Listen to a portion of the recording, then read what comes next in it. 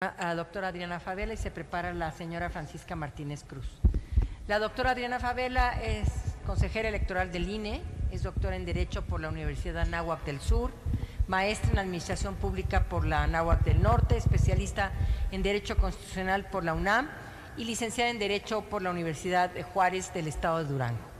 En el ámbito docente se desempeñó como profesora investigadora del Centro de Capacitación Judicial Electoral del entonces Tribunal Federal Electoral, es autora del libro Teoría y Práctica de las Nulidades Electorales, coautora de los libros Monitor Democrático, Democracia Electoral Rijosa y Litigiosa en México, Derecho Electoral Visión Práctica y temas de Derecho Procesal Electoral, así como el libro Fortalecimiento de las Salas Regionales del Tribunal, entre otros. Se ha desempeñado como magistrada en la Sala Regional Toluca del Tribunal Electoral del Poder Judicial de la Federación y como magistrada de la Primera Sala Civil con sede en Toluca del Tribunal Superior de Justicia del Estado de México. Actualmente es consejera electoral del Consejo General del Instituto Nacional Electoral. Adelante, doctor.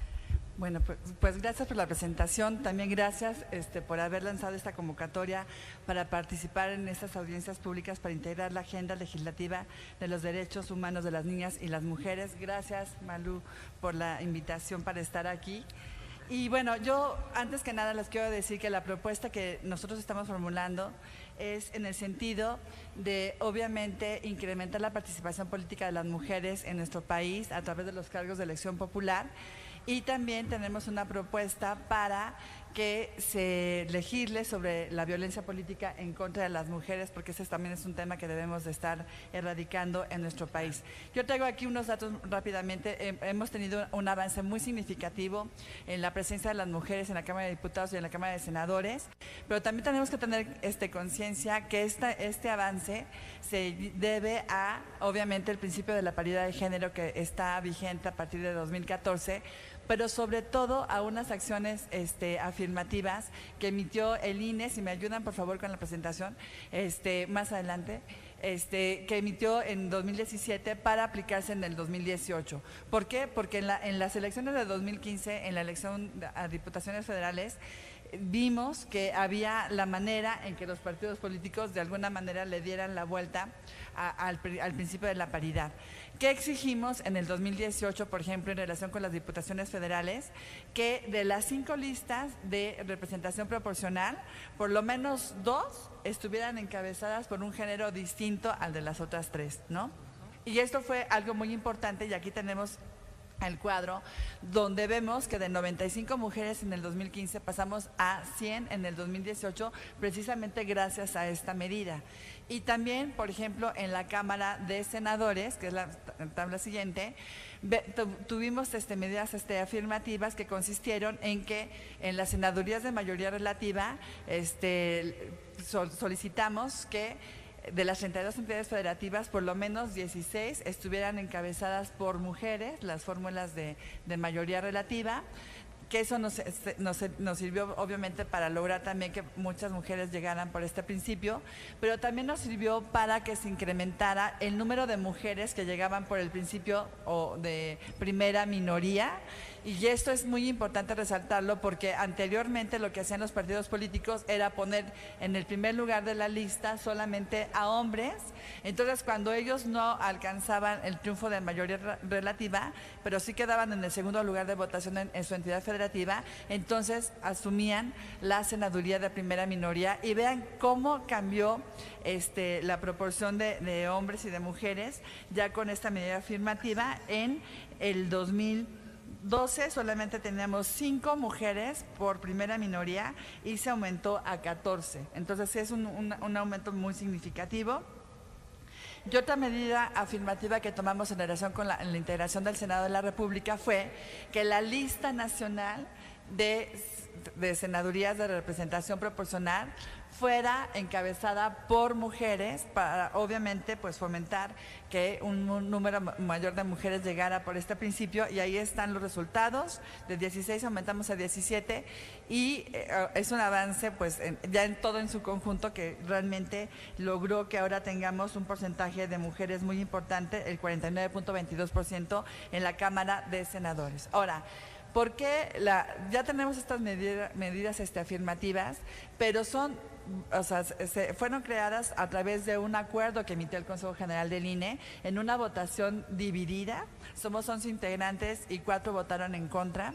Entonces, la preocupación es que estas medidas afirmativas que ya demostraron su eficacia en una realidad concreta, si se cambia la integración del Consejo General del INE, entonces se puedan perder. Por eso también la propuesta de nosotros es que estas medidas afirmativas que nosotros implementamos desde el INE a través de un acuerdo sean retomadas por la legislación electoral, para que, con independencia de cómo se integre el Consejo General, estas medidas sigan vigentes y nos lleguen a seguir garantizando pues la integración casi paritaria de las cámaras de diputados y de senadores.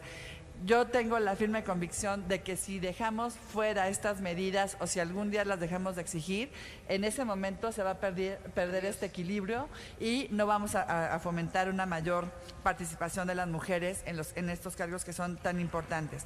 Ahora, en relación con los resultados de las entidades federativas, también hay que resaltar que se lograron tener también integraciones muy importantes en los congresos locales. Ya la mayoría de ellos se integra de una manera paritaria, y aquí también lo que tenemos que hacer es voltear la mirada a la integración de las presidencias municipales, porque ahí, aunque sí se ha avanzado de manera importante, pues todavía tenemos un déficit y hay que estarlo empujando, y creo que ahí también tenemos varias medidas afirmativas tomadas por los órganos electorales a nivel local que podemos retomar también para volverlos parte de una legislación, ¿no?